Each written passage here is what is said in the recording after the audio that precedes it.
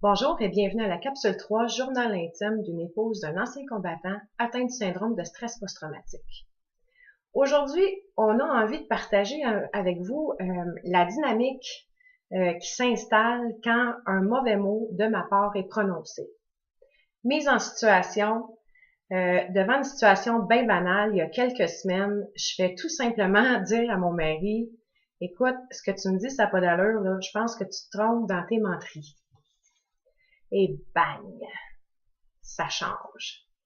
Moi, je vois son regard changer. Sa réaction est instantanée. Quoi? Tu m'as traité de menteur?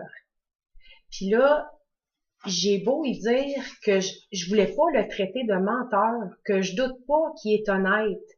Je faisais juste y faire remarquer qu'il m'a dit deux choses contradictoires, puis c'est le mot qui est sorti. Mais ce qui est particulier, c'est que là, c'est moi qui deviens l'ennemi. Lui, j'ai l'impression qu'il entend le mot menteur, puis il se nourrit de ça, puis j'ai plus aucune façon de le rejoindre. Que je pleure, que je m'excuse, que je hurle, que je me roule à terre, que je fasse la belle, que je prenne des respirations, que j'essaye vraiment de me calmer.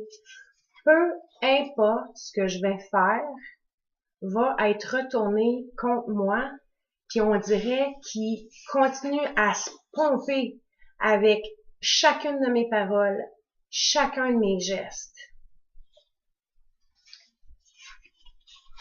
La raison de l'échange initial a plus aucune importance. Ça devient, à partir de ce moment-là, une chicane entre lui et moi. Et cette situation-là peut perdurer pendant des jours. C'est mon point. Si j'avais eu des ressources, des formations pratiques, peut-être que j'aurais pu contribuer à minimiser les impacts sur la famille puis les enfants qui ont été témoins de ces situations-là.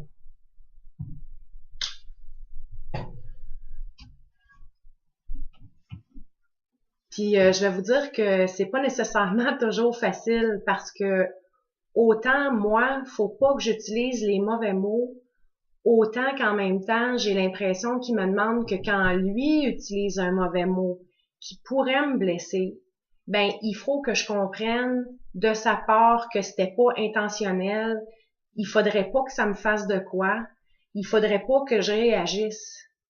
Tandis que moi, quand j'utilise le mauvais mot, je deviens l'ennemi, puis je deviens celle sur qui tombe toute la responsabilité de changer l'ambiance puis de rectifier la situation. Parce que moi, là, je sais que mon mari, après 20 ans dans les forces armées, je sais qu'il est devenu endurant aux réactions des autres. Lui, de se faire gueuler après, de se faire insulter, de voir quelqu'un pleurer, ça le touche pas. Puis, en 13 ans de mariage, là, je peux vous assurer que il est pas revenu souvent de sa part d'une situation comme ça où est-ce que j'ai vraiment senti de la sincérité à dire « Hey, je suis désolée de ce qui s'est passé, on peut-tu en parler? » Oui, chez nous, c'est des situations qui arrivent encore occasionnellement. Je vous dirais que maintenant, elles sont beaucoup moins fréquentes.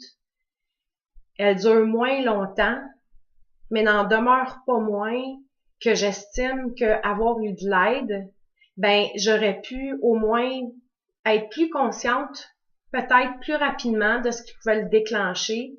J'aurais peut-être pu apprendre à exprimer ce que j'avais à dire d'une façon qui lui aurait semblé plus acceptable ou est-ce qu'il aurait été plus réceptif.